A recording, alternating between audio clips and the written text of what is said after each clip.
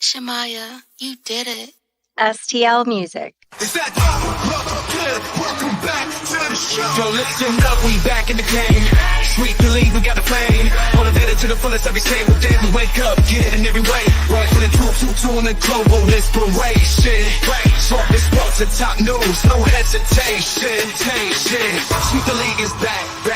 We always coming back, that's a fact. Wanna tell them that STL Music, mama, we did it, where we at? Coach Jill in the house with the flow so tight. Derrick and Rudy, Rebroadcast, we unite. Yeah, the best show, Monday through Friday. If this ain't different, they lying. We got the energy. When I say sweep, you say the league. Sweep the league, sweep the league, sweep the league, sweep the league. San Antonio, let's go. Sweep the league. Sweep the league. Sweep the league. San Antonio. You are watching Sweep the League TV. Shout out to Rudy, Coach Gio, and Derrick Irvin. Keep going, guys. Shout out to SOTV and STL Music. I love the music, and hell yes, they paid me to say it. Commercials are not free, honey. Did you share our YouTube yet? Why not? Go watch Sweep the League TV right now and support my guys. Rudy, Coach Gio, Derrick, and crew only talk sports and have fun. They don't have any bad vibes, just amazing fans. We love everyone. Hey, it's Rain Fernandez, and you're watching Sweep the League. Be sure to follow me on Instagram, Twitter, and TikTok, and Facebook at Rain Fernandez, Rayne Fernandez. Hi, it's Sherilyn, and you're watching Sweep the League TV. Follow me on Instagram at official Sherilyn for more content. Hey, this is George Iceman Gervin, and you're listening to Sweep the League Radio.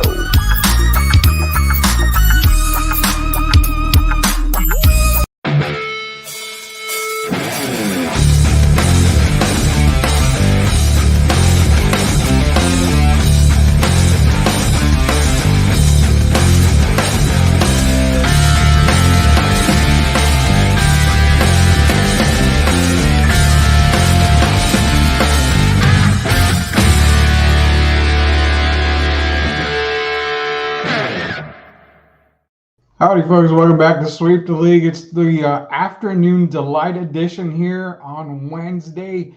This rebroadcast, well, it's going to be rebroadcasted tonight at 9 o'clock. So if you don't catch it now and you want to catch it tonight, the same show is going to be rebroadcasted tonight. It's going to be myself. It's going to be Hall of Famer Derrick Irvin. We're going to get into some NFL quarterback rankings. Hey, the season starts tomorrow. So we have a special announcement about tomorrow that we're going to make here in just a little bit. Because the NFL season starts, we've got something special that we are doing. Also, some WNBA. Hey, the playoffs are right around the corner. We're going to get it with Derrick Irvin on that as well. Is it a tough path for the Aces to get back to the WNBA finals? If everything stays the way that it does, then yes, it's a very, very tough path. It'd be hard for them to actually get back to the WNBA finals. We're going to talk to Derrick about that. Also, we're going to talk, maybe give a little bit of a teaser when it comes to NFL talk. The season starts tomorrow, so give a little bit of teaser on that. Not only that, players leaving the league, the NBA, going overseas. Maybe a trend. We're going to ask Derrick about that, plus a couple other things as well. Maybe a couple of bit of Spurs news and notes here as we start Sweep the League. Again, this is brought to you by MCS General Contracting, Special Leaf Tea, Castro & Sons Solar, and La Cucina Taco Truck as well. Shout out to Locked On Spurs with Jeff Garcia. I should be coming on later on this week. Let's bring in the man, the myth, the legend himself, the Hall of Famer. And no, not Coach Gio, because he's lost at sea somewhere, kind of like a Gilligan's Island type thing. Let's bring in Hall of Famer Derrick Irvin. How you doing, Derrick? Doing fine. How you doing today, sir? I'm good. I'm taking my my lunch break right here to talk sports with everybody. So yeah, definitely this is a day thing for us. So I appreciate you coming on, man. It's been a while since you've been on, but I'm glad you're back on. But we got a whole week to finish out here before NFL weekend, college football weekend. Everything just kicks off, man. It's been a busy season already, and then you're going to have people talking about the NBA as well. But it's been great. Tennis is going on. The Yeah. U.S. Open has been spectacular so far as they get down to the semis. So that's been nice. There's been a lot going on, man. If you look at it now with the WNBA heading down to the final 7 or 8 games, that's going to be interesting, because the ladies are all about seeding. And it's Yeah. not the same as the NBA where they go at the conferences. So everybody's fighting, jockeying for position, I'll say. So that's going to be interesting down the stretch because there's certain matchups teams try to avoid if they can. Not saying they're afraid, but there are times sometimes you don't want to meet a certain team in the first round. So all of Yeah. those games are going to be interesting down the stretch. Yeah, 100%, man. Because I mean, one of the teams that I mentioned was the Las Vegas Aces, and getting back to the WNBA Finals, they are currently the fourth team in the standings, and they're about 3 games out of third. Which again, it's not impossible probably for them to catch Minnesota, but it's going to be very difficult. They are only a game up on the Seattle Storm, so as if it ended right now, they'd have to play Seattle in the first round, and then they'd have to either play a Phoenix Mercury team or a New York Liberty team. That is not an easy path for Las Vegas, as we can tell right now. Well, it's so important for seeding in the WNBA, Rudy, because when they play the first round, it's only 3 games. Yeah, And the first 2 games are on the team with the best records on court. yeah, And so game 3 is not until, so a lot of times you could get behind the 8 ball because you're playing on the other team's home at their home for 2 games. And you lose 2 games, you're out of it. So that's how important seeding is. You don't want to be that team that has to play 2 games on the road and then hope that you get to go home for game 3. yeah. We're going to talk a little bit about the WNBA. Also, a quick NBA Spurs note that came out today. Also, some NBA players going overseas. Is that going to possibly be a trend? Plus, the quarterback rankings that came out from NFL Quarterback Index. We're going to get into that as well. So we got a lot to talk about. We're going to try to get it in under an hour here because it's an afternoon type of show. But real quick, so let's go ahead and make the announcement. We don't have a whole lot of people on the stream. We'll make the announcement again at the end of the day. Again, it's during the day. Our biggest audience is at night. But tomorrow we are going live at 9:00 p.m. That show is still happening. Your regular Sweep the League programming is still going on tomorrow at 9 p.m. as well as Friday 9 p.m. But because football starts tomorrow, we're going to have our NFL preview show. It's going to be myself. It's going to be Derrick. We'll see if anybody else joins us tomorrow for it during the day. But yes, we will be going live during the day tomorrow at 10 o'clock. So 10 o'clock a.m., you're going to be seeing myself and Derrick. We're going to be breaking down the NFL, give you our predictions, possibly MVP predictions, who we feel will be in the Super Bowl. We're just going to give you as much information as we can. That's going to be happening tomorrow at 10 o'clock in the morning. We will do our NFL preview show, and then we will be back live at 9 o'clock because, NFL football will have already been started. But we'll do our regular Sweep the League program as well. So you're getting us twice tomorrow, which is pretty fantastic for a lot of you people out there. And Derrick's going to be working overtime, so I got to pay him overtime on the double show for tomorrow type stuff. So Let's go. Bring it on. So first thing we're going to talk about, let's go ahead and do some NBA, the quick NBA news. We'll go ahead and break that here in just a second.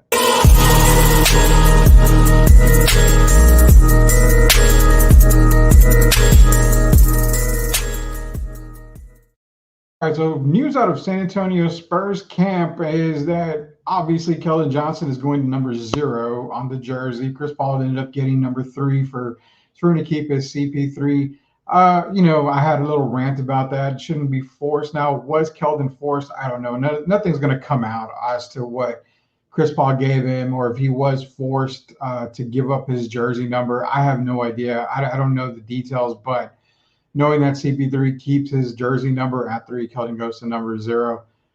I don't really see a whole lot of people making a big deal about it other than the fact that people are complaining about who leaked it first and who did this first and all this first. So jersey number, Derrick, I mean, not a huge thing when it comes to jerseys as far as, players go like that.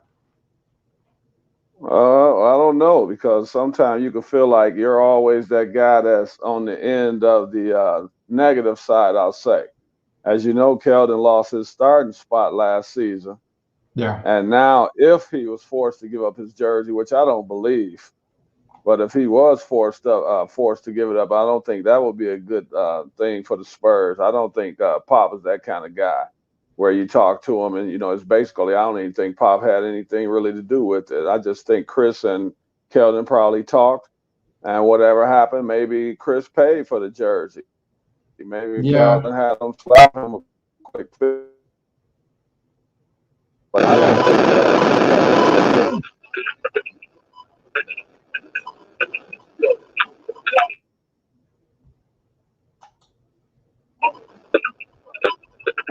Yeah, we're having some technical difficulties right now. Derek, you may want to plug in and plug back out on the. It sounds like something might be coming in from your side. We'll definitely get Derek back on, get his information as far as that goes. But while Derek's taking care of that, the only thing that let me see if it works now. Can you hear me now? Yeah, we can hear you now. Can you hear me better? Delay, but you're good. Yeah, go ahead, man. Oh. Well, I mean, you give up the jersey, so what? It gives Keldon a chance to shine in a new jersey now and try to help the Spurs get near the playoffs or maybe even a play-in spot. So he's going in with a positive attitude, I believe. And at the end of the day, man, it's just a jersey. Yeah, it's just a jersey, man. If it's forced, then that brings a whole big picture or a whole can of worms open because then you have all those rumors, Derek, about, well, Keldon might be going to the trade deadline. He's not going to be a Spur very much long, this and that. May have soured the relationship between San Antonio and Keldon. We don't know, man. For right now, we're kind of taking that same road that you and I have been talking about. It's just a jersey number. I was upset about it because I don't think you force a player to give up a jersey. But, if you ask nicely, and obviously you kind of get a little bit of, not money, but, some monetary. Maybe. I mean, hell, maybe Rudy, a Rolex or something. Yeah, I'm just saying. That's how they do it. Hey. Keldon might be driving a new Ferrari or something thanks to CP3. And you know what? Yeah, good. Hey. Who knows? I mean, who knows? Maybe CP3 basically is giving Keldon some, 15 years worth of car insurance through State Farm. I have no idea. It could be anything when it comes Chris to CP3. Can afford it. Chris can afford it. Hey, there's certain guys in the league. There's a lot of guys making the big money. But, the guys that have been there the longest, like a KD, Chris Paul, LeBron, Steph, those guys are on their way to not being what we call rich. They're on their way to being wealthy. Yeah. And so it's certain guys that could afford that. And Chris happens to be in that group. That is true. That is true, man. Very, very true. So Tim asked what happened. I think it was just a bad connection with Derek, but we get it all squared away, man. Don't worry about it, Tim. And then Louis, hey, shout out to Lacus in the taco truck. Louis Luna's in here. Bear down. Yeah. We're going to talk NFL, Louis. So if you didn't catch it, tomorrow we've got another show. We're going to go twice tomorrow. We got our regular show at 9 p.m., but also tomorrow, because the NFL football season starts tomorrow, we're going to do a 10 o'clock in the morning show. We're going to break down the NFL for you guys. We're going to give our predictions and everything. So be sure to tune in for that. Your Chicago Bears. All right, where are they going to finish in the NFC North? That's going to be the key. We're going to talk about all that tomorrow, Louis. So appreciate you joining us. And it is Hall of Famer Derrick Irvin, Rudy Campos Jr. One more quick NBA note that we want to get into before we transition into another topic here is lately we've seen players go from the league to overseas. And as a player that has done that before, Derrick, you've gone from the NBA to overseas. It wasn't a really big deal because you saw stars, Stephon Marbury, you've seen other guys go overseas and their career is just revitalized. And Dwight Howard's another one, it just gets revitalized and they just love it over there. But for whatever reason, this offseason, it seems like the trend was a little bit more than usual. Is it something to worry about? Is it something that the league is not doing right or is it that some of these players just don't like the transition of the league itself and just want to go play ball somewhere else? No, I think it's some of these guys that we're talking about. I can name Patrick Beverly first. Mm-hmm. Then you got Evan Fournier. And now it looks like you're going to have Davis Bertans, who we know is a magnificent three-point shooter. And then it sounds like Seti Osman, who, of course, was with the Spurs this past season. So it's guys that maybe out that don't think they're getting the opportunity that they deserve, and they're not making the big bucks. I'll say for as far as NBA standards, they're making money that's a lifetime changing. You know, some of these guys making 2 or 3 million, and so if you really think about it, if you're making 3.5 million before and then you take out taxes, some of these guys are finding it better economically wise as far as going overseas and making that $2 million or whatever it may be, 2.5 million, because the money is tax free. You don't have to worry about taxes over there as far as the players. So that could factor in. They're going for the financial security. And I can understand that. And you get to have fun. You get bonuses, like some of those guys will have bonuses, I'm sure, if they were to make the European Cup. Things like that, and the fans are just amazing over there, man. They can be really tough, rough, but it's the excitement. They worship you, man, basically, and I mean it's great basketball. So I can understand some of those guys wanting to have an opportunity to play more.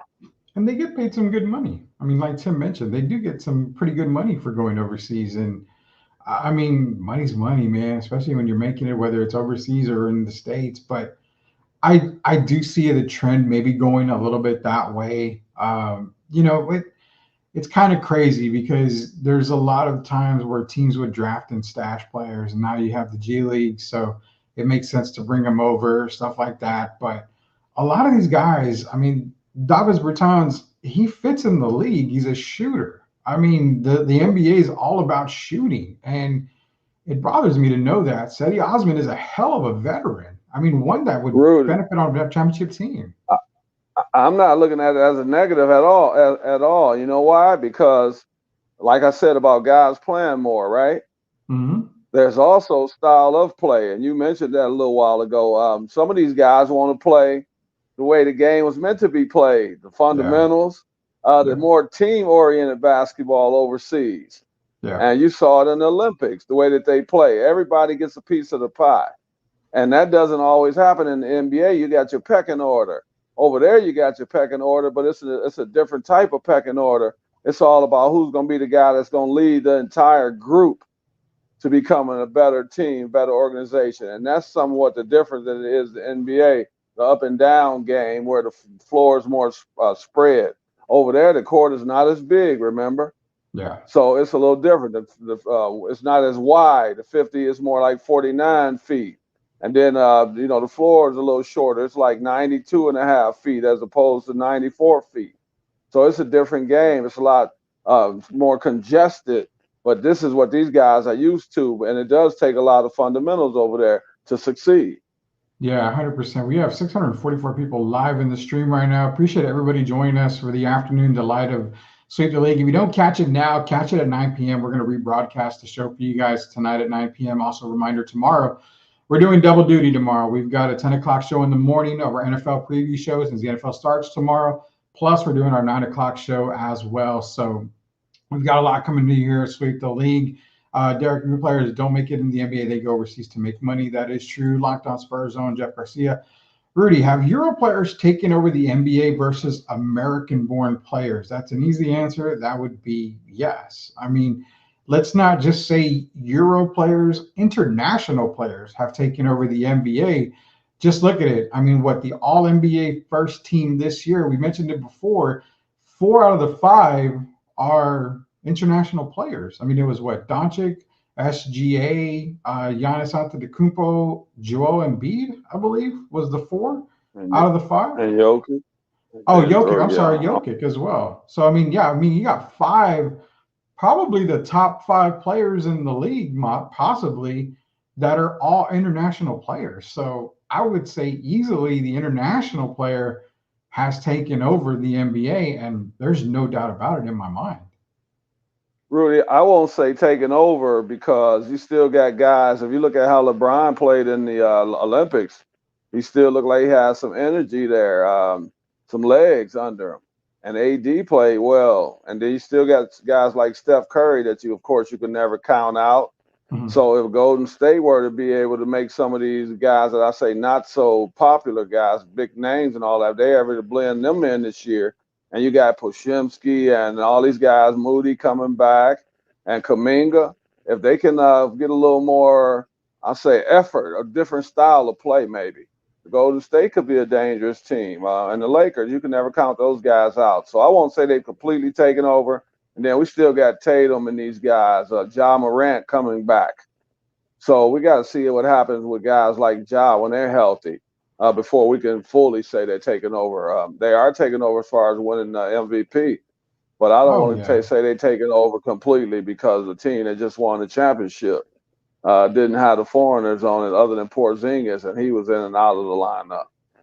Yeah, no, I say, you know, for me, it's not, I mean, I say takeover. I do feel like the international players are more, I don't know if takeover is the word, but they're more dominating than the American players right now. I mean, easily the top 5 players in the league are all international. So the dominance is there more than the taking over. I mean, we're not going to see Alex Sarr and Reece Shea are coming into the league to take it over. I mean, these guys are going to be scratching for, you know, minutes and everything because, again, I don't see it. But, you know, you've got the top players in the league right now that are definitely more dominating. How many more years do you think you see LeBron and Steph play? I mean, to be honest, Derek, I'm at 3. I think 3 more years. Well, Steph signed a new 3-year deal, I believe. I know he got $62 million or whatever, but I think that he probably might be able to do that 3 times. So I could see Steph quitting after 2027. I think 26, 27, I think is his last year. And I think LeBron's last year is 25, 26. So we're going to say this season coming up and 1 more year for LeBron and this season coming up and 2 more years for Steph. And I think he calls it a day at about 38 years old. Yeah, I can't see them going past another 3 years, both of them, especially LeBron. I just cannot see it. So real quick before we go to commercial break, Tim wants to know how much is the bonus if you play in Euro basketball tournaments? I have no idea. Man, I got cut from my European team. You can make 6 figures, Tim, for sure. And, you know, a lot of those guys, we just talking about the ones that's making $2 million, $2.5 million. You got guys that have been over there for an eternity that are making big, big dollars. Yeah. And so when you're talking Euro Cup, that's like big time. That's what they live and die on, other than football, I'll call it, soccer. And so those games, European Cup, man, it's kind of like the 49ers and the Raiders when they play as far as the fans. Yeah. So, I mean, you can make a lot of money, man. Those guys, I'm saying half. Some guys can make $500,000. Remember now, we're still talking tax-free money. So if you can make some of those, 500,000, 300,000, some of those guys make that kind of money. Yeah, it's some good money. It's some good, what the kids call, Derek, it's some good coin out there in the international play. So when we come back, we're going to talk some WNBA. Also, we're going to break down the NFL power rankings when it comes to quarterbacks. CJ Stroud ranked over Joe Burrow. Are you really going to go that low? Well, possibly. Maybe we can make a case. Who knows? We'll be back here in just a minute, Derek. Or Hall from Derrick Irvin, Rudy Campos Jr.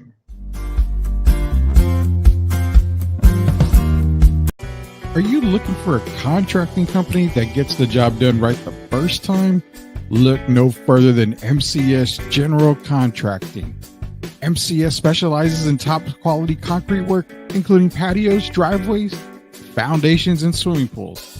The team of experts are dedicated to delivering exceptional results and unparalleled customer satisfaction. At MCS General Contracting, they're not just hardworking, they're local.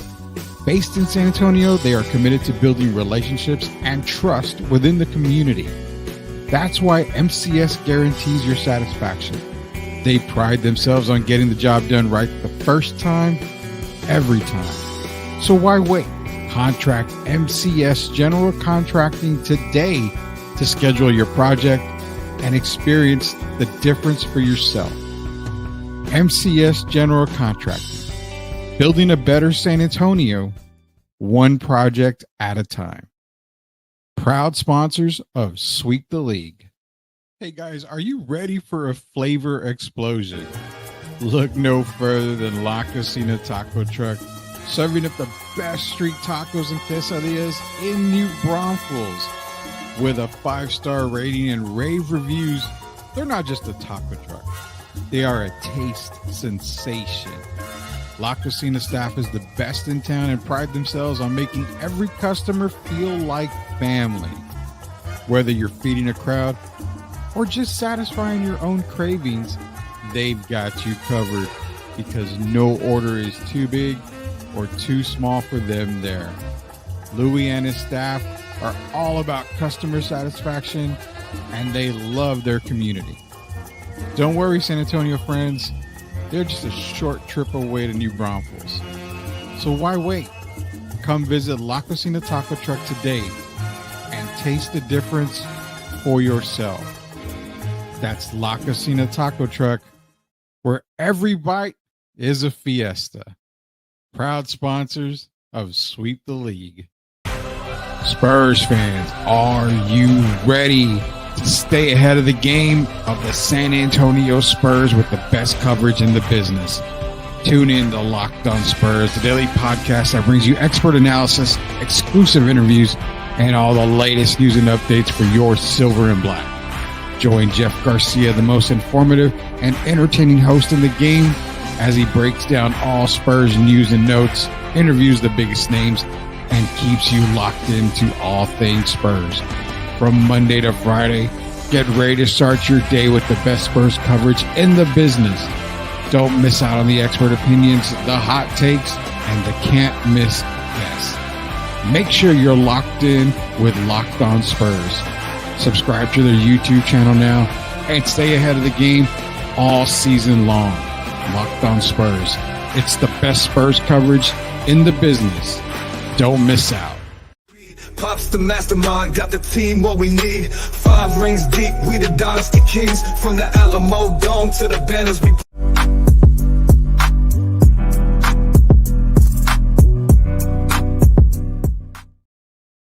All right, welcome back to Sweep the League. Rudy Campos, your Hall of Famer Derrick Gervin. Shout out to MCS General Contracting, La Cocina Taco Truck, Castro Sun Solar, Special ET. Also shout out to Locked On Spurs, Jeff Garcia doing a fantastic job out there. Hopefully I'll be on, I don't know if it's this week or next week, but I should be on here soon with Jeff Garcia. So nonetheless, man, just a quick reminder, we're going to be coming to you twice tomorrow. You're going to see the rebroadcast tonight of this show at 9 o'clock, but tomorrow we're coming to you at 10 a.m. in the morning for the NFL kickoff preview show, get you guys ready for the entire NFL season. You may want to listen to Derrick more than me and Gio because Derrick's been knocking it out of the park on college football. So Gio and I have been kind of struggling when it comes, especially when it comes to ACC play. We've been struggling big time. So we're going to get you ready tomorrow for all the NFL talk. Then we'll come back to you tomorrow at 9 p.m. So tomorrow at 9 p.m., we're going to talk some more college football, get you ready for week 2 of college football. Massive games. Trey Collins and I talked about it last night. Texas and Michigan. We'll talk a little more about Texas State and UTSA. Those are 2 of the biggest games this weekend. We'll go into a little bit more depth, both of those tomorrow again with Derrick. Maybe even Jared Zeidman. I think I'm going to try to get him on as well. Could be Trey Collins again. We'll see who's going to be on tomorrow. But nonetheless, that's what's going on tomorrow. So this next segment is brought to you by MCS General Contracting and La Cocina Taco Truck. Best street tacos in the business. Short drive to get you satisfied is in New Braunfels. Shout out to Louis and his staff. So WNBA playoffs, I mean, there's roughly, 7 games left in the season? Yeah, so, I'm going to bring up the standings, and hopefully it works because, man, I've been having some issues today, and we're going to see if this works. So standing-wise, now, as we can see, New York it's solidified but not solidified in the number 1 spot. They've been struggling some there. They're at 27-6. Connecticut is 24-9. Minnesota 24-9. The Aces are 21-12. Now, that's the first 4. Bottom 4, 20-13 Seattle. Indiana Fever, the hottest team in the WNBA right now. I believe, was it just announced? It sure was. Their coach was able to get Coach of the Month for a 501 record. So then you've got the Phoenix Mercury. All 7 teams have clinched the playoff spot already. 1 left. Now, it's crazy. 7 games left, Derrick. And Chicago and Atlanta are in a tie right now. Chicago's got the tiebreaker, so they're at the 8th spot, but the Mystics are only a game out. Dallas is the surprise for me because they can technically get in, as the Sparks technically can get in too. But right now, if I'm looking at the teams, I think Chicago still keeps that 8th spot, but the one team that I look at that might make a push could be Dallas, because the next 2 games Dallas plays is Atlanta and Chicago. They can make up some ground there by winning both of those games. How do you see this playoff, especially in the 8th position, go for the WNBA?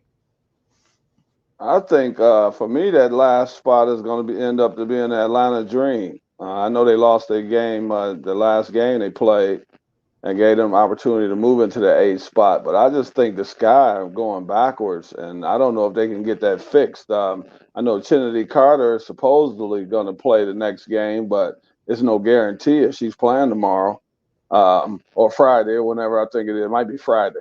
Yeah, I believe it's Friday. But I don't know if she's playing or not. But they need her back. Her offense, her 17 points a game, and just her presence on the floor. And if you look at it, they've lost the last 7. But even when she played, they lost the first 3 games with her. And so the last 4 games have been without her. But I still think they need her because she brings something potent to that offense. And Atlanta Dream are just playing better basketball the last part of the season, and I just think they're going to edge Chicago out. Yeah, it's very well could be the Atlanta Dream. They are playing fantastic right now. Again, Dallas for me is that one team that I think may sneak up on them. I don't see it happening, but if I had to pick one of those teams outside of the top 8, I like Dallas. But again, you look at Dallas. Rudy. Yes, sir. The reason I don't say Dallas is because when you're looking at a 2-game deficit, if it was like 15 games, I would say I will give them better opportunity. Yeah. But if they lose one of these games, then you're 3 games behind one of those teams, and you only have 6 games to make it up. That's why I said that. So it's tough when you're only down 7 games to play. I got you. I can, and I totally respect that. Definitely. So you're saying Atlanta. I don't know why I think Chicago gets in. It's kind of a toss-up. I just kind of say it's a toss-up. I think Atlanta has a slight edge, but I'm going to go with Chicago getting that 8th spot. Having Camila Condoza and Angel Reese get in there. I mean, to me, it's not like the league's going to, fix it and whatever to get them into the WNBA playoffs, but I just have a feeling at the very end that they're going to kind of come together, get into that 8th spot, and it's just going to happen for Chicago. Again, we have no idea what's going to happen. We can't. All I was saying is for Dallas is what I was talking about, my scenario. I just think it'll be too tough for them. I still get the Mystics a chance because they're only a game behind. But as far as Dallas, I just think they would have to win going like 6-1. To have an opportunity to pass up both those teams. That's all I'm saying. The other teams, it's going to be a dogfight all the way down to the end, and Dallas could still be a part of that. They just have a bigger grind to overcome. It'll be a bigger mountain, I'll say, to overcome. They're still in it, but I just think they have a harder opportunity with only 7 games left. Yeah, honestly, to be honest, I think it's going to come down to both Chicago and Atlanta. Louis asking who do we think gets the last spot. It's either going to be Chicago or Atlanta. I really feel it's going to be one of those teams. I guess I'm trying to make the case for Dallas, but if there's a couple more games added to the in the season, but I think it's 7 games to be a little bit tougher to go 6-1. Derek, question: will the WNBA go back to East and West divisions the next 2 other years when they add Oakland and Toronto to the league? 2 divisions? I don't know, Derek. I hope not, Rudy. You know why? I don't even want the NBA to have divisions at this point. I want it to be the best records. Exactly. Instead of going back conferences. I think that'll make it even more interesting than it is right now. And I'm the same with the WNBA. They're going to have 14 teams now. But still, I just wanted to be by the best record. And however many, I don't think they're going to add any new teams to the playoffs right away. Maybe they'll try a play-in game. I don't know. But I want to see them play. I just think that makes it better when it's just by the record as opposed to the conferences. Yeah, I want it to just be one big old conference, man. There's been many years where in the NBA, there you got like 6 teams that have better records in the West and only like a team or 2 in the East that have a chance to get in. And then you cry that you have people that cry, well, they deserve it. They're in the East Coast, they're in the West Coast. Yeah, well, put it all together. I mean, the better teams should be able to get in. You shouldn't have teams left out. Hey, Rudy, if they want the best ratings, they should go away from the conferences because if you some of these times you have teams meet up earlier than you would expect wanted them to meet for the ratings. And so if you go by the 12 the best teams, then you usually get those better games in the championship, wouldn't you say? A lot of people weren't too happy to see. We're gonna be honest about it. But was the last championship a really, really, really big seller? The Celtics versus Dallas, even though they have Luka. Nah. Yeah, so sometimes it's best to try to switch it up and see what you can do so you can get these teams playing at a later stage when they all have got into the flow. And then I think that's more exciting than it is right now. Yeah, I mean that's what I agree with Louis and whoever else is saying it. You know, you got best records get into the playoffs. Just bunch it all together. 32 NBA teams, whatever. Just bunch everybody together. I don't mind it at all. Hell, I'd love it if football did that. That'd be awesome too. Harry, what's up, Harry? How you doing, man? Afternoon. Thank you for joining us here on Sweep the League. Again, we're at 615 strong here on the stream right now. Appreciate everybody joining us. Again, just another announcement. We're going to keep announcing it here for a good while. We're going to be joining you guys tomorrow at 10 a.m. So be sure to grab your cup of coffee, grab your breakfast sandwich, do whatever you want to do. 10 a.m. we get started. We're going to do an NFL preview show, break down the NFL season as it starts tomorrow. Give you all our picks, predictions, MVPs, just whatever you want to talk. NFL football will be with you for about an hour and 15 minutes or so tomorrow.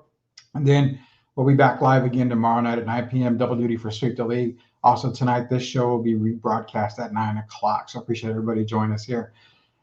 WNBA, you know, it's right around the corner, Derek. We're talking that the possibilities of, you know, people are talking about the Las Vegas Aces. Can they get back to the WNBA finals? I mean, you see the road in front of you. If it stays the way that it is, they're not starting the playoffs very, very easily against a Seattle Storm team that's very tough. And if they were to get through a Seattle Storm team, New York or Phoenix is waiting for them, which is another tough out for the Las Vegas Aces.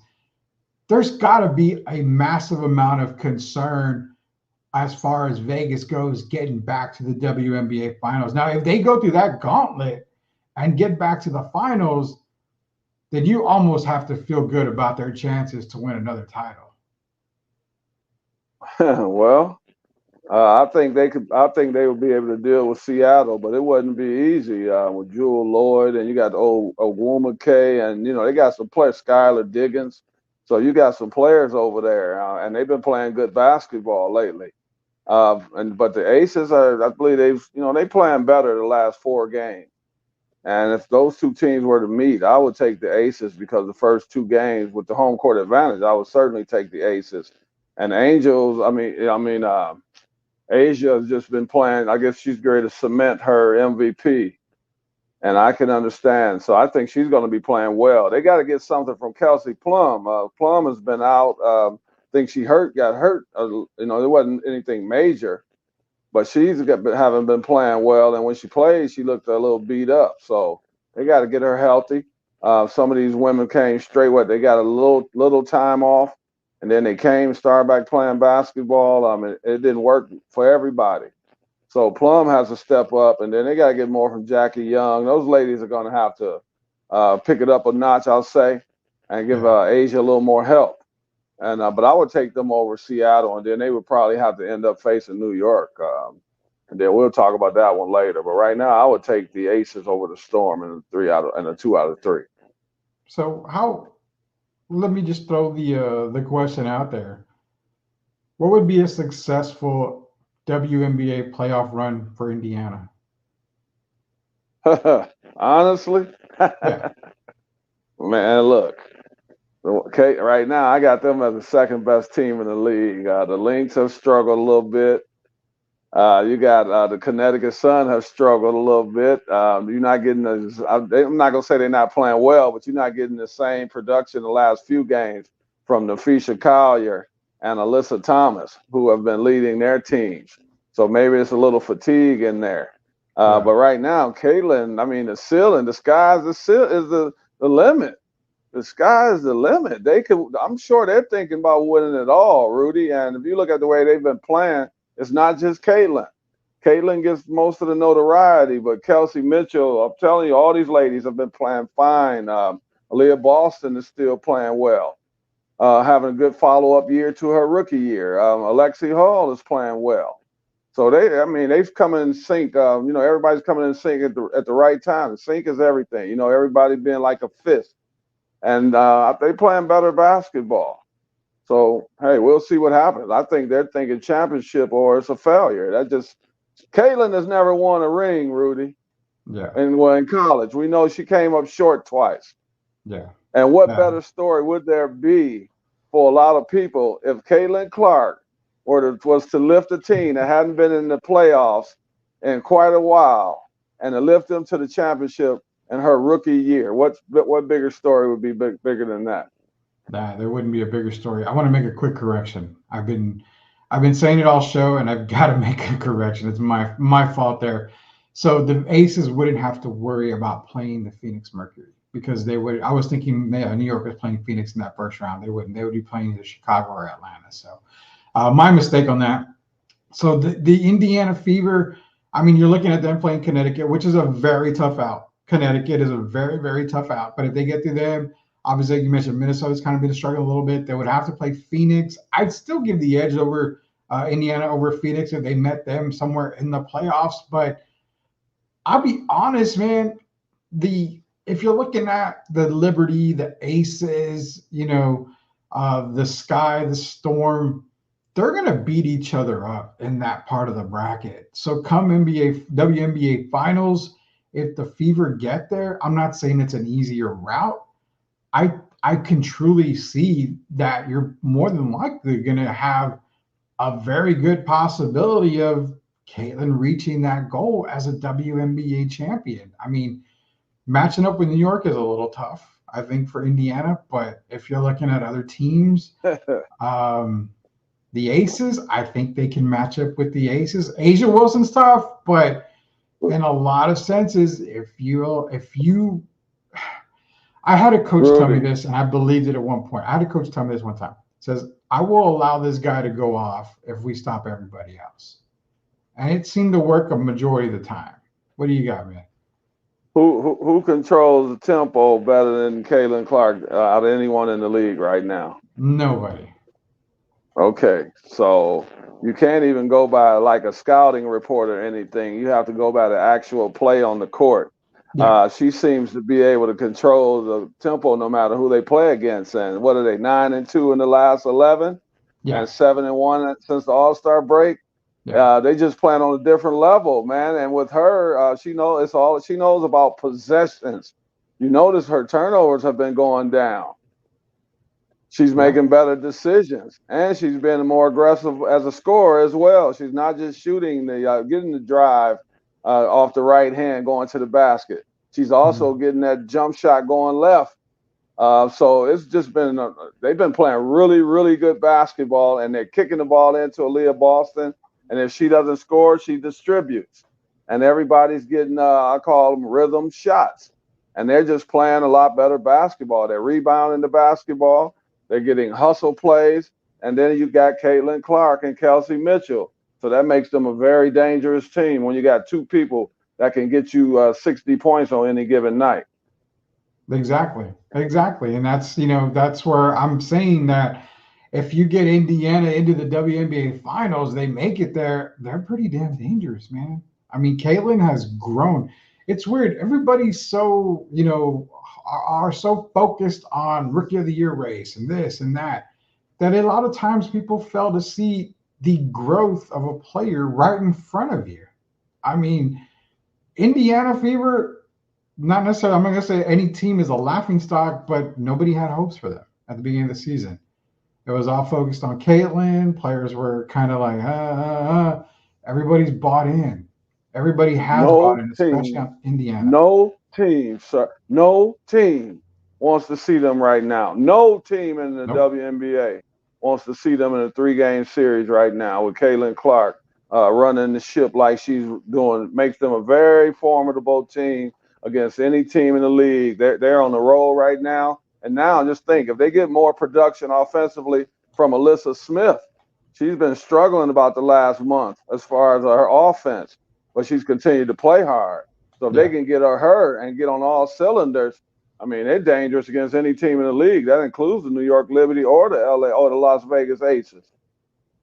Yeah, I mean, you're right. I'm not disagreeing with that at all because they are the hottest team in the league right now. Definitely, Louisville D put CC in the league MVP race 100%, man. Derek's made the case for it. And what's weird is Stephen A. Smith he's been copying or whatever. He's been watching our show, Derek, because you've been saying it for a while that Caitlin Clark does deserve MVP consideration now. She's already pretty much wrapped up, if not pretty much. I got a second, Rudy.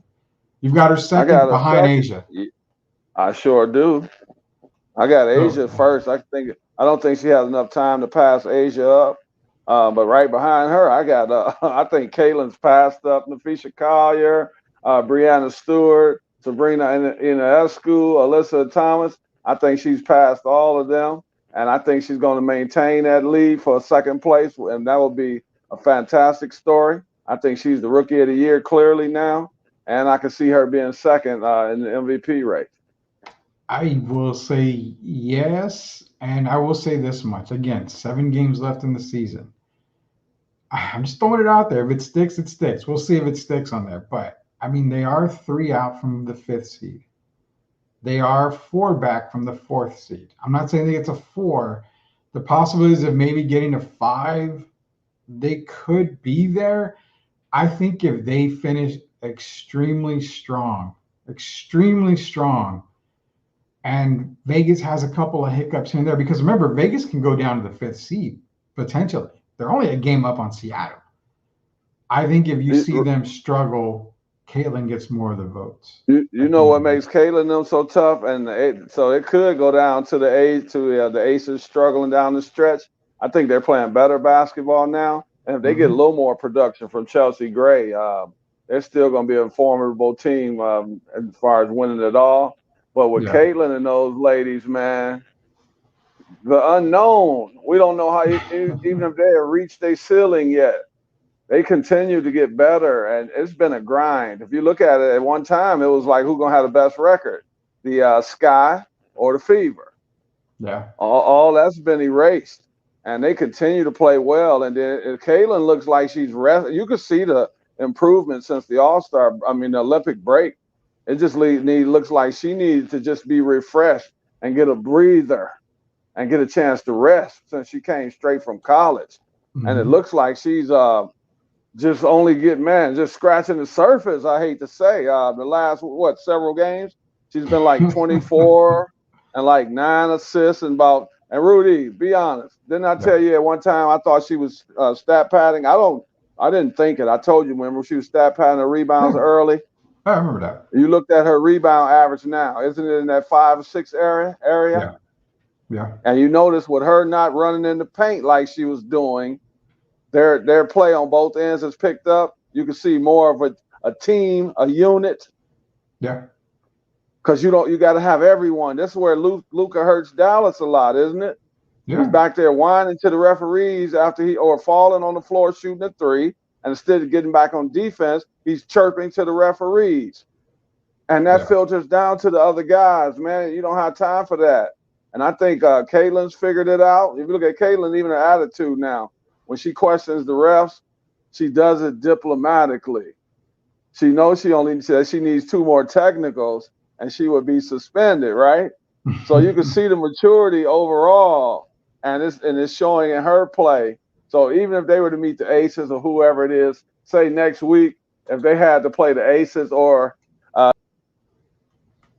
50, Rudy. Yeah, no, I know. You're right about all that, man. You're definitely right about all that. They're a scary, scary team when it comes to the Indiana Fever. Before we go to commercial break real quick, Jefferson here, has Clark gone through what Wemby went through in his rookie season? I'm going to leave that for you. Well, more. She's gone through more because the scrutiny of, I'm going to be honest, you got some people not too happy with Caitlin. They support Angel. I'll just go say it like that. And you got some people that don't support Angel, they support Caitlyn for whatever the reasons may be. So that's more notoriety. We expected Victor to come in and be basically the head and shoulders the best rookie. And then, of course, you had Chet Holmgren. Yeah. But in this case, Caitlyn is wherever she's traveling. And then she got a $20 million Nike deal. So when you look at that, this is money that's unprecedented for the women. And that's a lot of pressure on her. But it's giving her family now some financial security. We hear about her and her boyfriend a lot, and but you just see her. She does a lot in the community already, and so yeah, for me, it's more pressure on her than it was for Victor Wembanyama. There you go. Thanks for the question, Jeff. Definitely are getting to that as well. When we come back, we're going to end the show with some NFL talk. We're going to go over the quarterback rankings, the NFL quarterback index rankings for week 1, and well, I guess maybe the season as well, as how they feel. We're going to check that out here when we come back on Sweep the League. It's Hall of Famer Derrick Irvin, Rudy Campos Jr. We'll end this show on a bang here. I promise you on that. We'll be back. Howdy from Texas. You've got to be tired of the sizzling electric bills in the Texas heat, right? Well, partner, we've got the solution for you. Introducing Castro & Son Solar, harnessing the power of the sun to save you some serious cash. Their top-notch solar panels will have you soaking up the savings in no time. Imagine lower electric bills, a reduced carbon footprint, and the satisfaction of going green. Their expert team will take care of everything from installation to maintenance. We're talking hassle-free, worry-free, and stress-free solar solutions. So why wait? Join the solar revolution with Castro & Son Solar.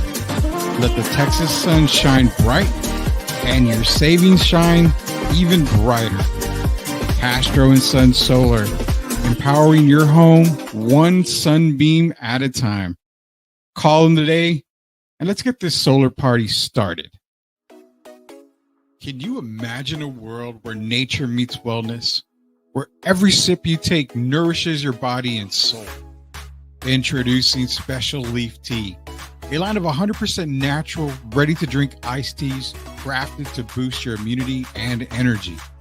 With 4 unique flavors to choose from, as in hibiscus blueberry, tangerine ginger, pomegranate blueberry, or the original, you can indulge in the perfect blend of taste and nutrition. Their teas are carefully crafted with 2 times the antioxidants and no added sugar. They're known to help with blood pressure, hypertension, type 2 diabetes, cholesterol, weight management, and even provide natural energy without caffeine. Join the movement towards natural wellness.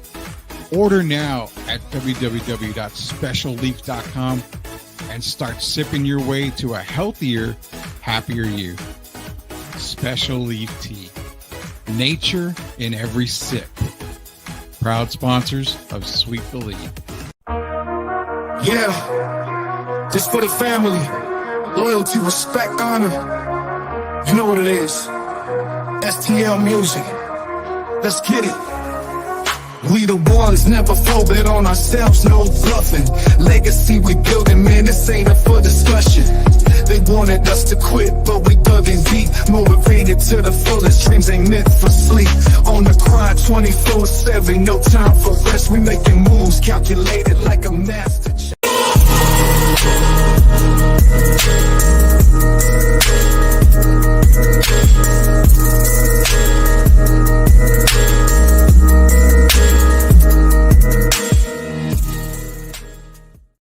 All right, Hall of Famer Derrick Irvin, Rudy Campos Jr. back. And again, the album Family dropping October 1st, 2024. Be sure to get it. We're going to be posting it left and right here, show you how to get it. We'll see if we can give away some free copies of it or something like that. But STL Music is here, and the first album is coming out. It's called Family. It's going to be released October 1st. 2024. You can get all the music, all the songs, everything, including, I believe, the Wemby song is on there. So we've got it all ready to come out October 1st, 2024. This last segment is brought to you by MCS General Contracting, Special Leaf Tea, Castro & Son Solar, La Cocina Taco Truck, all proud sponsors of Sweep the League. And it's NFL talk, Derrick. Now, I'm going to save this for Tim because he was impressed with Cam Ward against Florida. We're going to save the Miami talk for tomorrow, Tim, because we want to get into this NFL talk. But yeah, Cam Ward, one of my top 3 Heisman candidates into the season. So definitely he sees it right there.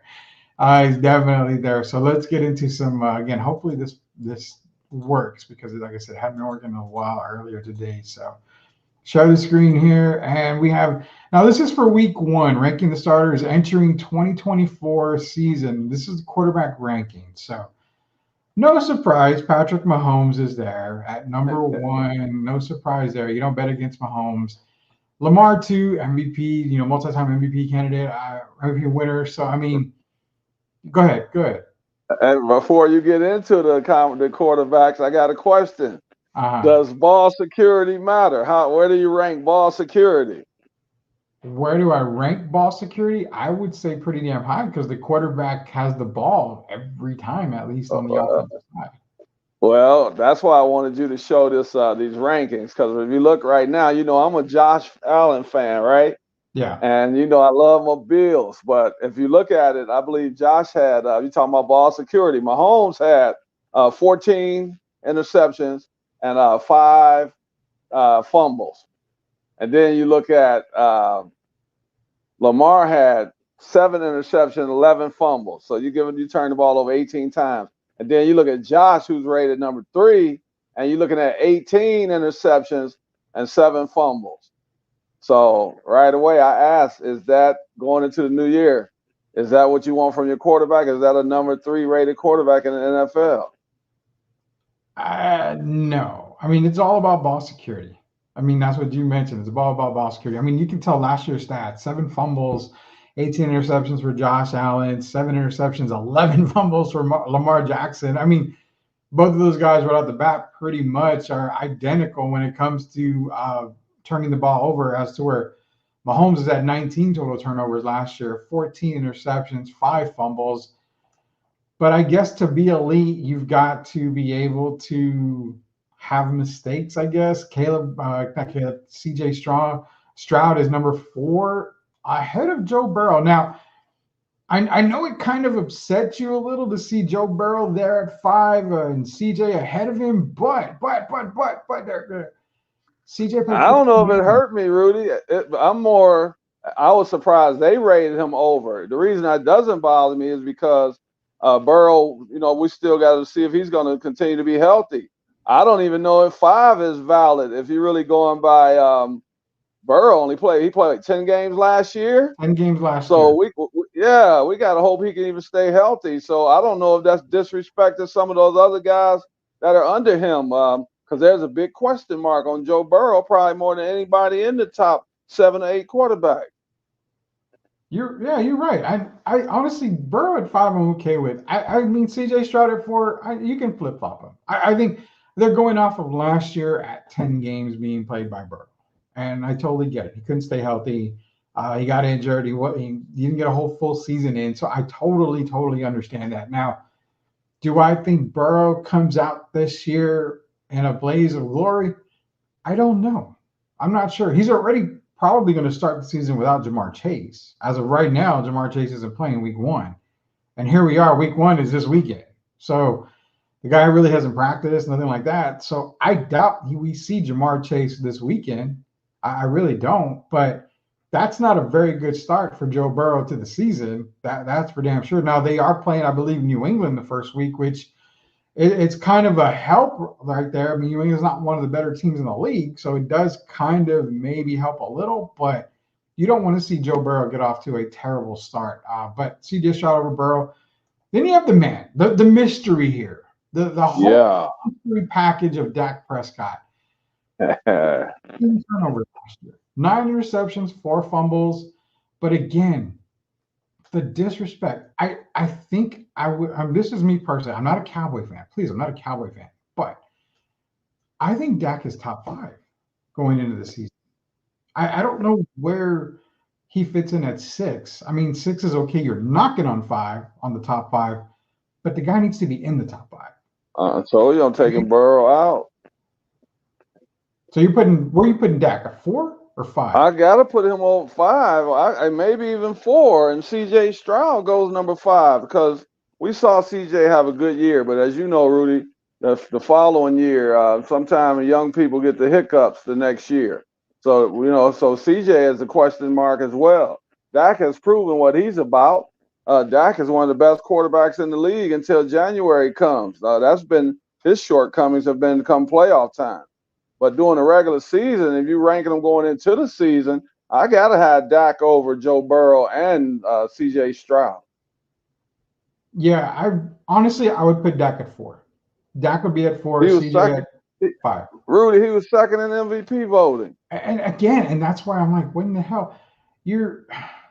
It's kind of like this. He's got CD back. They re-signed CD Lamb, so you can't tell me he doesn't have CD back. He could be over Josh Allen. Josh got 25 turnovers. You're right. And we can make the case that Dak has a better receiver than what Josh has to work with right now. Dak had 13 turnovers, Rudy. You're talking about a spectacular year that led him to being the second best player in the NFL. And, I like Josh and I like these guys, CJ, but CJ hasn't proven enough. And Burrow, we still got the injury issue. Is he going to be healthy or not? So Dak, he's already put his money where his mouth is. So you have to give a man his respect for that reason alone. Yeah, I've got him at 4. I would put CJ at 5 if need be, but I think more so ever, me, Derek, I always say I've got to see year 2. I got to see what happens in year 2. You've got most quarterbacks who start off strong in a rookie year, or they get their first year of playing. You tend to give the defensive coordinators a whole year worth of game film. They can better prepare for you. I want to see how CJ does this second year. Not saying he's going to have a drop off, but I mean, last year was amazing for CJ Stroud. Hey, Rudy, how you think Jalen Hurts feels being rated number 10 and Aaron Rodgers is rated number 7? I know, and that's what I was going to mention. Jordan Love had a great year last year, but again, it was 1 year. Aaron Rodgers had a great. Oh, wait a minute. He didn't have a great. He had 1 game, and he did nothing. What was it, like the first or second play of the season? He was out, gone for the year. So they're basing this off of what their teams look like this season, I think. And that kind of ticks me off because Hurts' team didn't get any worse other than the offensive line, but they actually improved when it came to running back. So why would you have Jalen Hurts at number 10 behind Jordan Love, which again, it was 1 season, behind Aaron Rodgers, where it was literally a minute into the season? Justin Herbert, I will say, okay. Justin's been pretty consistent every single year. Him in the top 10, you've got me there. I'll give him that. Even though he lost his receiver, Keenan Allen, he's lost Austin Eckler, stuff like that, he gained Jim Harbaugh. I give him credit. He's going to have a pretty decent year. But Hurts that low, man. It hurts so good, doesn't it? But even on Jordan Love, how you think Jordan Love feels? Don't you think he feels like, oh, boy, here we go again? Yeah. He's rated behind Aaron Rodgers, who didn't even play but 1 or 2 plays.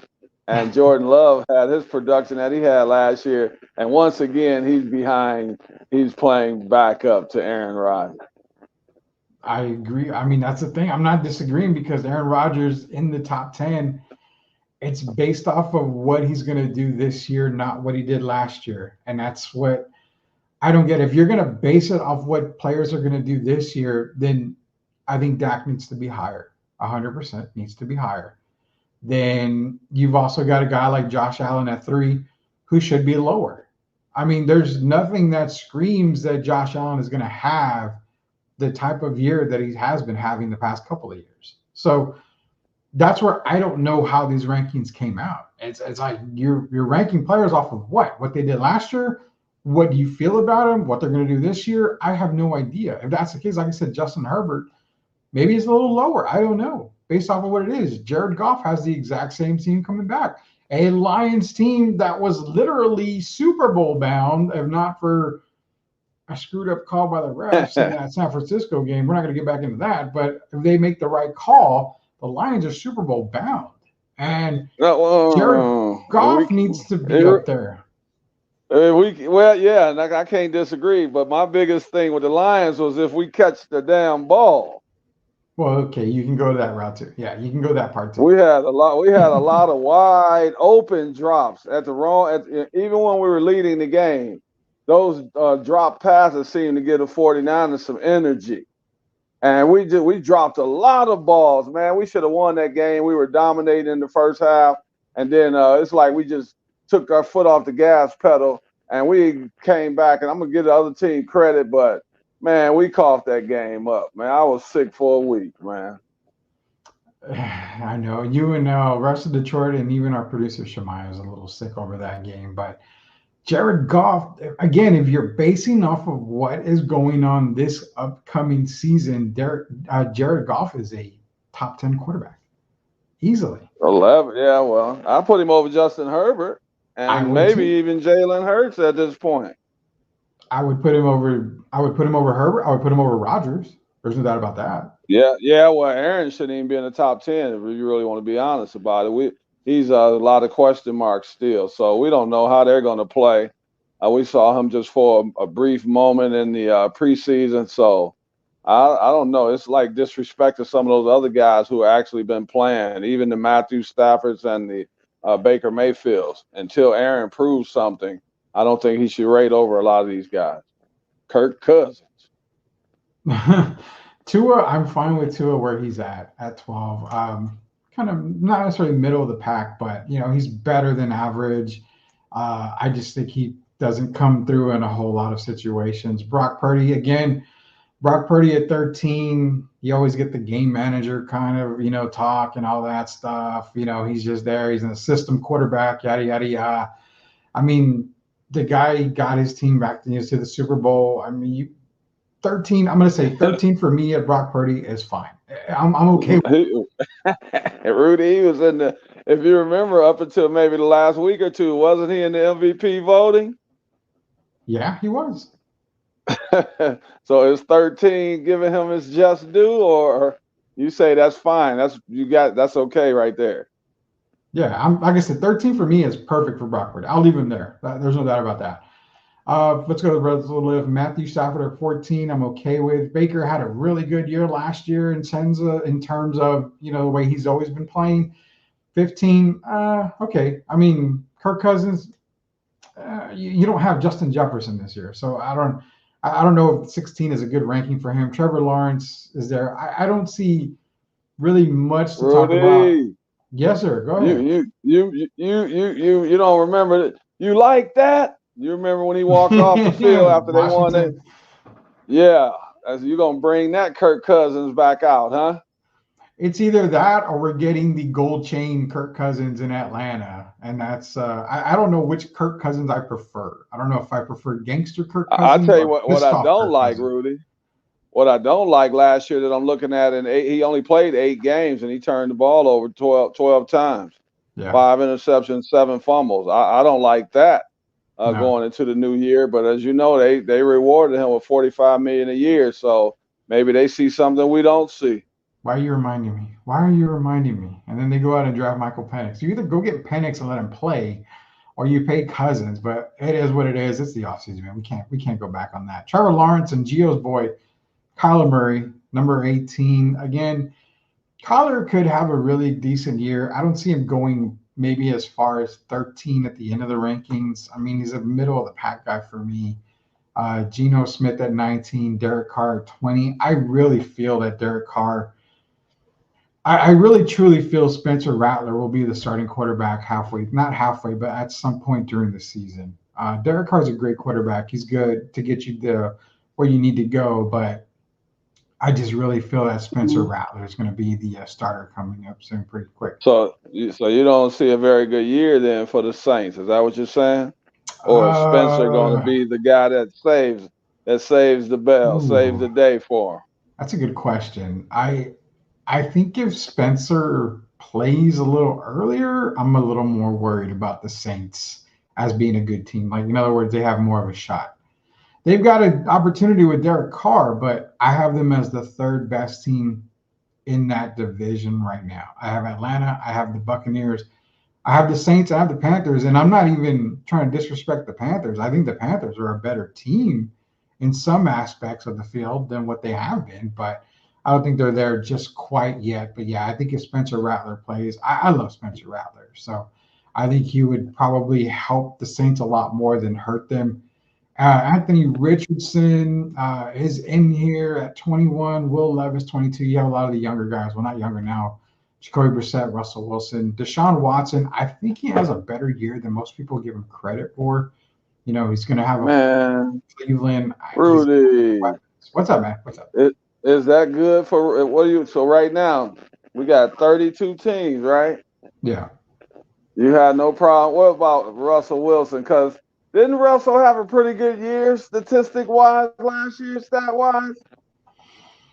He had 15 games, 3,000 yards passing, 26 touchdown passes, 18 total turnovers, 3 rushing touchdowns. I mean, not great year, but I mean, he didn't play bad. Yeah, he didn't play bad. He didn't play bad at all. So I'm just saying, with him ranked right above, one spot ahead of Deshaun Watson, I'm just trying to figure out, man, is he in the middle of the pack more like an 18, 19 than he is closer to the bottom of the pack at 24? I'm going to say, for argument's sakes, I think I wouldn't put him past 21, 22. I didn't see that much of an improvement last year. Below Anthony Richardson and Derek Carr. Below Derek Carr, ahead of Anthony Richardson is what I'll say. I'll say that. Fairly, I will say that. Because we still haven't got a whole lot of Anthony Richardson last year. I mean, he got injured. So he's basing it off of, you know, talent and skill set and all, which I don't think Anthony Richardson's going to be that kind of barn burner type of player. Gardner Minshew is at 26. Sam Darnold at 27, and then you've got the savior Caleb Williams at 28. Gio's mad, but he's ranked ahead of my guy Bo Nix. You know, so I mean, 28. That speaks a lot of volumes, right? What they really feel about. Well, Caleb Williams. I'm saying 28. I'm saying I bet you Caleb doesn't feel he's anywhere near the 28th best quarterback in the league, and then especially when you look at what guys like C.J. Stroud did last year, I think Caleb is going to have a lot of motivation this year. And I don't believe going into the new year, I think he's higher than the 28th best quarterback out of 32 guys. Well, we'll see. It remains to be seen, but I'm sure he's seen this ranking or at least heard about it. He might be just a little mad there, just a little mad. I mean, he's not going to go crying into the stands like he did. No, we're not going to bring that up. We're not going to bring that up. He's not going to do that. He's an NFL player now. Bo Nix at 29. I actually think Bo Nix is probably going to be your offensive rookie of the year. I'm just going to say that now. This is a little preview. I'm going to say that. So, the rookie that says so. Caleb Williams. That's more motivation for Caleb right there. But Caleb doesn't listen to me. I mean, apparently not. If he does, then you know what? Motivate. Hey, Louis is a big Bears fan, so definitely want to motivate him. Jaden Daniels at number 30, which I kind of find a little low at Jaden Daniels. I kind of would have put him above Caleb and above Bo Nix, to be honest with you. I mean, I would probably even put him above Jacoby Brissett. Maybe even Sam Darnold. His skill set is high. I believe it's going to translate over to the NFL. So, him and Caleb Williams being that low is a surprise to me. But this is just one person's ranking, their opinion. Yeah, and I can put 5 guys under Jaden Daniels easily. I can put him ahead of 5 guys. Rounding out the whole list is Bryce Young, who had a very tough year last year. Maybe he'll be able to right the ship. And number 32, the boy that keeps making his way onto Sweep the League, the Duke Blue Devils' own Daniel Jones at number 32. Well, the positive side is Daniel Jones had some of the least amount of turnovers in the league at only 10 total in 6 games.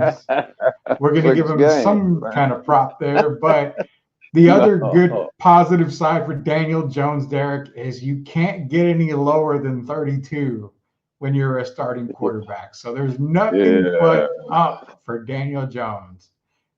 You can't have 10 turnovers in 6 games, and have a team take you serious in the locker room. And that's not, if you look at the stats, 5 yards a pass attempt, 5.7 yards. That's not good in 6 games. And he only had 2 passing TDs. Of course, we know that's not good at all. So Yeah. hopefully they get Daniel a little help this year on the offensive line and as far as the guys catching the ball. But being right, he does have motivation. He's ranked as the lowest rated quarterback in the NFL at this time. Yeah, we're getting Tim in here. Where's Daniel Jones, Rudy? He's at the bottom like the Duke Blue Devils, Tim. He's at the bottom. We're going to leave it at that. Daniel Jones, number 32. That's your boy, Rudy. Yeah, see, that was my boy in the draft class between him and Kyler. We're always going to have that debate. Who's the better player? Now, both guys are in the bottom. Well, I mean, Daniel's obviously in the bottom. Kyler is Kyler, so we'll see with that. And there's worse. He can get cut. He could get cut. I don't think they cut him this year, but let's say this is probably, let's just say this is Daniel Jones's probably his last year. Unless they go on a massive playoff run, there's not going to be any more Daniel Jones after this. Cowboy fans, hopefully you sign Dak Prescott, because if not, imagine Dak Prescott in a Giants jersey. Holy, that could that could happen, man. You've heard the whispers already, so we know a lot of times where there's smoke, there's fire. But maybe the Cowboys will come out and have a very nice season, better than Gio. I think they're going to win maybe 7 or 8 games. I think they're going to win double figures, but a lot will be determined this season for Dak and for Mike McCarthy. Oh, 100%. And you know what? That transitions us here to the end of the show. Just a reminder, guys, a big reminder. This show is going to be rebroadcast tonight at 9 o'clock, but tomorrow we're going to be joining you guys at 10 a.m. in the morning. We're going to go live. We're going to do our NFL preview show tomorrow. It's going to be about an hour and 15 minutes. So be sure to join us at 10 o'clock in the morning. And then tomorrow evening at 9 o'clock, we're going live again. It's double duty for Sweep the League tomorrow. So be on your best listening behavior, guys, because we're going to give you all the tools you need for your fantasy guys going into the season. We're going to be talking about the predictions, MVPs, Offensive Rookie of the Year. Shout out to who I mentioned, Bo Nix. We're just going to talk about everybody. Number one. Who's going to be number one? I who's can't gonna wait. Be, who's going to be the last team standing? Now, again, it's all barring injuries. But I will say that my little preview is my last team standing is a character in The Wizard of Oz. I will say that much. One of the characters that's off to see the wizard. Now, there's no Dorothy, there's no Tin Man, there's no Scarecrow in the league. There definitely is no Toto. So at least one character left. And that's kind of my prediction still. And I haven't changed it. So that's going to be mine going into tomorrow, Derek. Hey, Rudy, is it really teams that sometimes, you have to factor in when you're building a team, don't you think you have to factor in injuries? So you have to make sure your guys that are not your core players, the reserves, are some top-notch players, so you continue to the ship and keep sailing. If you were to run into a big injury or two, like the 49ers did with McCaffrey, don't you have to have your team prepared for those kind of situations, those scenarios? Absolutely, man. You've got to be able to prepare them for that. It's a must, and that's what we're going to look at tomorrow. We're going to go through division by division, see which teams are there. Some of these guys are injury prone. I understand why Atlanta got Michael Penix. After a while thinking about it, there were better options, but you can't trust Kirk Cousins staying healthy. So you may as well get a quarterback that you can at least attempt to trust, even though it's a rookie. You're going to at least attempt to trust Michael Penix there. There's going to be a lot of factors. I mean, there's a reason why the Indianapolis Colts went out and got Joe Flacco, because you saw Anthony Richardson get healthy, and you saw what Joe did last year. Insurance. So, and Joe Flacco, MVP quarterback. So, again, you go out and get insurance. But we've got NFL coverage tomorrow at 10 a.m. We're going to be bringing you that show. Also, like I said, 9 p.m. tomorrow. This show will be rebroadcast tonight at 9 p.m. So, oh man, we're gonna end this show right here. We went over a little bit over, but no worries on that. For Hall of Famer Derek Irvin, Rudy Campos Jr., until we see you in the morning, guys, for our NFL preview show, y'all guys take care. We'll see you tomorrow. Everybody have a good afternoon, good evening.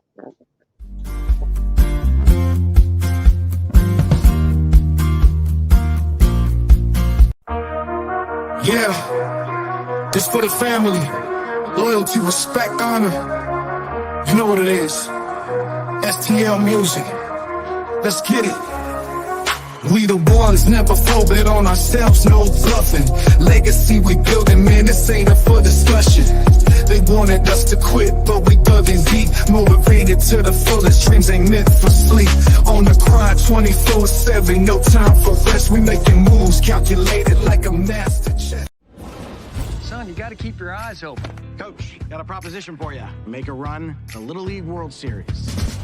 I manage the worst team in the league. Not bad, right? Welcome to Williamsport, boys. Just a game, Bobby. It's more than that.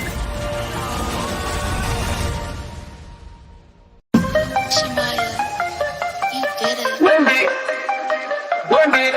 the king is crowned. Wendy, king is crowned. Future of the league, and he's wearing it proud. We playing justice, playing checkers, no contest. Wendy's got the game on lock, and he's making it statement. I'm talking about Wendy, the next in line. Future of the